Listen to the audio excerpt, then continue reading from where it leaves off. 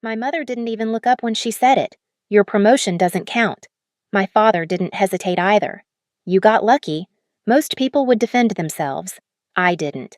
I let their words sit between us like they meant nothing, because the truth, I was waiting. Waiting for the one moment they couldn't twist, deny, or talk over. And that moment finally came. When they followed me into a building they thought they knew and stopped cold at the door they never expected to see, the one with my name on it. My name is Chloe, and for as long as I can remember, my family has treated my accomplishments like background noise. I grew up in a house where praise flowed easily toward my older sister, while anything I did was met with a shrug, a correction, or a reminder that I shouldn't get ahead of myself. It didn't matter if I brought home straight A's or worked twice as hard. My mother always had a way of flattening a moment.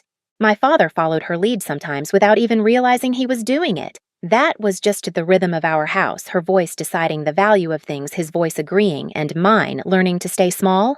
Even now, at 32, those early patterns still echo. When I'd visit on weekends, my sister would talk about her new purchases, her problems, her plans, and my parents leaned in like she was the sun. The moment I mentioned work, they'd nod politely and pivot to something else. I used to think I imagined it, but over time, the pattern became too clear to ignore. They simply didn't believe I could ever be the successful one. It's strange how favoritism isn't always loud. Sometimes it's quiet, like the way my mother would ask my sister if she needed help with her bills, but never asked me anything at all. Or how my father would brag about her job to neighbors, but stumble when someone asked what I did. He'd say something vague, like office work, as if that covered it.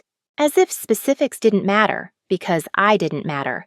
I work as a manager at an organization in the city leading a team that trusts me more than my own family ever has. But I never brought it up much at home.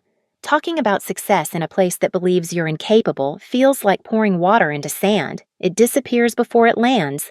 The Sunday before everything happened, we were all in the kitchen. My sister complained about overdue payments she needed help organizing.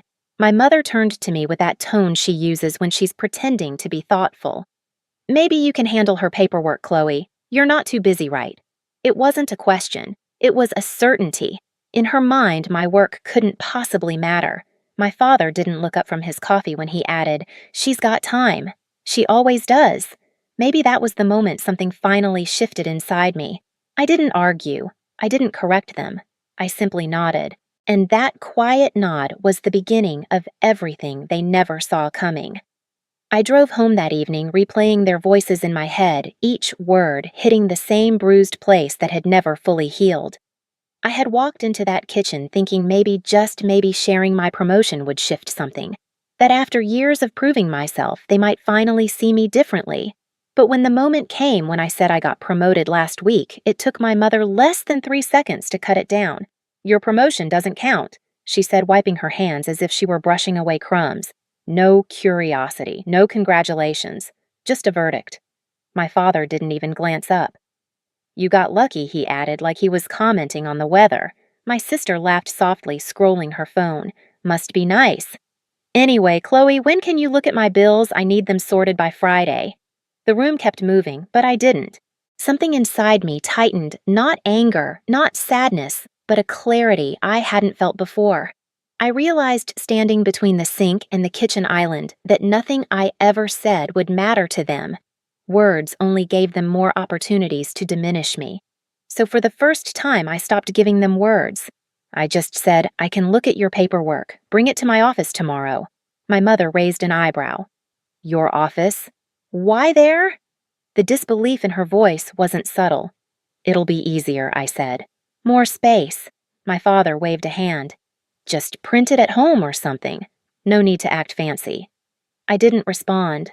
That silence unsettled them more than any argument would have.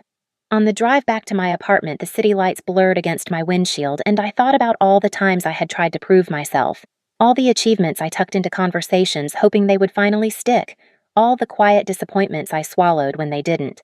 And somewhere between stoplights, I understood something deeply. I wasn't the same girl who needed their approval.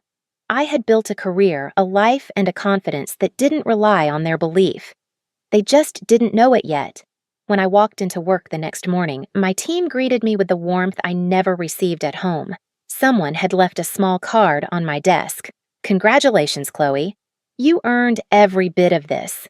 I traced the letters with my thumb, feeling something steady inside me. This place saw me. This place respected me. Around noon, my sister texted, "We're coming at 3. Don't be late." Mom wants to stop by, too. Of course she did. The moment she heard office, her curiosity kicked in. Not pride, just suspicion. I imagined her whispering, "Let's see what Chloe really does all day." I didn't correct the assumption. I spent the rest of the afternoon preparing not paperwork, not explanations, but space. Space for the truth to stand on its own. I didn't need to rehearse anything. The reveal wasn't something I had to perform. It was already there, waiting behind a glass door with my name on it. All I had to do was let them walk in. They arrived earlier than I expected. I saw them through the lobby glass while I was talking with one of our reception staff. My mother's posture was stiff, her lips pressed into a line as if the air inside the building were somehow beneath her. My father looked around the lobby with mild confusion, like he wasn't sure where to stand. My sister walked a few steps ahead, clutching a folder stuffed with bills and payment notices she expected me to sort through like a personal assistant. When they spotted me, my sister waved. My mother frowned slightly, taking in the clean marble floors and the steady stream of professionals moving around us. "This is where you work?" she asked. I nodded. "Follow me." I didn't explain further. I didn't justify. Silence had become my strategy, and I let it settle between us like a thin layer of frost. We walked toward the elevators. My sister leaned in. "So, what exactly do you do here?" Her tone held that familiar blend of curiosity and disbelief, the same tone she used when asking a child if they really tied their own shoes. "I manage a team," I said simply.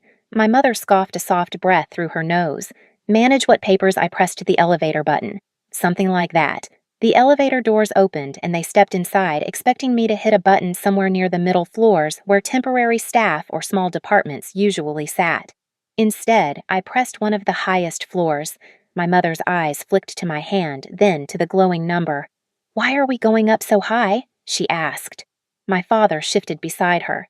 "Isn't this the executive level?" I didn't answer. I let the silence stretch again, this time pulling the tension tighter. The elevator hummed upward.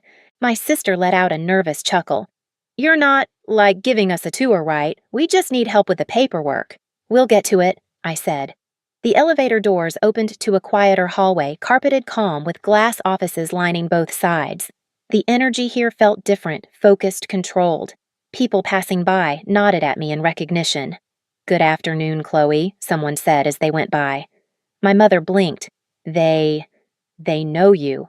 I started walking. "This way." My heels made soft sounds on the carpet, the kind of quiet confidence my parents had never associated with me. They followed footsteps uneven behind me. We approached the far end of the hall, where a single frosted glass office stood slightly separated from the rest. My sister slowed down. "Whose office is that?" she whispered. I reached for the door handle, but before I opened it, I stepped aside. Their eyes lifted to the black and gold plaque mounted on the glass. "Chloe Manager." The name hung there, visible, undeniable. My mother froze. My father inhaled sharply. My sister's mouth fell open as if she were trying to form a sentence but couldn't decide where to start. I watched the realization settle in. All the times they dismissed me. All the years they treated my work like a hobby. All the casual sentences meant to shrink me. Every bit of it reflected in the way they stared at that door at my door. I finally spoke, voice calm and steady. "You said homework? You said I wasn't busy. You said my promotion didn't count." I ran my fingers lightly along the edge of the plaque. "But this is where I work. This is what you never wanted to see." No one spoke for several seconds. The moment had its own weight pressing down on the hallway. I pushed the door open. "Come in. Let's handle your paperwork." The moment they stepped inside my office, the air changed. It wasn't loud, but I felt it like the shift in a room right before a storm breaks. My mother walked in first, clutching her purse as if the leather itself could anchor her. My father followed, looking around slowly, absorbing every detail, the large window overlooking the city. The framed certificates on the wall, the clean desk arranged with purpose, the soft hum of my monitor, the quiet luxury they never imagined belonged to me. My sister lingered by the door, her eyes darting between the room and the hallway as if she needed proof this wasn't a shared workspace or some borrowed meeting room. She kept opening her mouth and closing it again like she was testing different ways to react, but none of them matched what she was seeing. I walked behind my desk and sat down the leather chair, adjusting slightly to my weight. It was a small, ordinary movement, but for them, it was a disruption of an entire lifetime of assumptions. My mother glanced at the chair, then at me, then at the plaque on the door again. Her confusion mixed with something sharper, something brittle pride that arrived too late, shame she wasn't ready to name, and disbelief she couldn't mask. My father cleared his throat. So, this is really your office. It is, I said. And you're. He gestured vaguely as if the title on the plaque had been a suggestion rather than a fact. A manager. I told you. You didn't say this kind of manager, my sister muttered finally, stepping fully inside. Her fingers reached out and touched the corner of my desk as if she needed a physical confirmation. You never asked, I replied. My mother's lips tightened. Well, you didn't exactly explain it. You always keep things vague. Anyone would think I lifted a hand slightly the smallest interruption, but it stopped her. I kept things vague, I said, because when I tried to share details, you brushed them aside. All of you did. Silence dropped over the room. Even the hallway outside felt muted. My father shifted. We just didn't want you to get too hopeful, I finished. Ambitious proud. I shook my head. You didn't want me to believe in myself. Because you didn't believe in me. My mother bristled. That's not fair. We just know how the world works. Some people have talent and some people get lucky, I asked. Her jaw tightened. My sister, finally sensing the weight of the moment, set her folder of bills on the table gently, as if loud movement would break something fragile. I leaned forward slightly. You wanted to see what I actually do right. You wanted me to help with your paperwork because you assumed I sit in a cubicle with nothing important to handle. That's not what we said, my mother snapped quickly. No, I replied. You didn't have to say it. You implied it your entire lives. My father stared at the certificates behind me, leadership courses, project awards, my degree, like they were artifacts belonging to someone else. I didn't know you had all this. You never asked, I repeated. You assumed you already knew everything worth knowing about me. My mother crossed her arms. Okay, fine. You have an office, a nice one. But that doesn't mean my promotion counts, I asked quietly. Her throat bobbed. She looked like she wanted to argue but couldn't find the word that wouldn't make her sound wrong, and that perhaps more than anything was the real shift happening in this room. For once their words weren't enough to rewrite reality. I turned to my sister. Open your folder. She hesitated, then sat opposite my desk, spreading the papers carefully. Bills, payment notices, overdue fees. She looked smaller suddenly, not the favored daughter basking in attention, but a woman who had let entitlement blind her. I didn't know you worked like this, she whispered. You didn't care to, I said gently. Caring would have meant seeing me clearly. My father exhaled slowly as if deflating. We didn't mean to hurt you. You did, I answered. But I'm not here to make you apologize. I'm here to show you who I am now, and to stop letting your opinions decide anything about my life. My mother looked around the room again, the skepticism fading into something softer, quieter. I didn't think. She trailed off, unable to finish the confession. I didn't fill in the blanks for her. It was enough that she finally ran out of explanations. While I sorted the paperwork, they watched me not with superiority, not with impatience, but with recognition. Real recognition. The kind they had given my sister freely but never thought to extend to me. My mother opened her mouth more than once as if she wanted to say something meaningful, but each time the words dissolved. My father sat straighter, as if trying to reconcile the daughter he had underestimated with the woman in front of him. My sister kept stealing glances at my office door, almost embarrassed by her own assumptions. When I finished organizing the documents, I set them aside and met their eyes one by one. I'll help you this time, I said. But I'm not your afterthought anymore, and I won't be treated like I'm less. My mother looked down at her hands. My father nodded slowly. My sister swallowed hard. They understood, but the real shift wasn't in them. It was in me.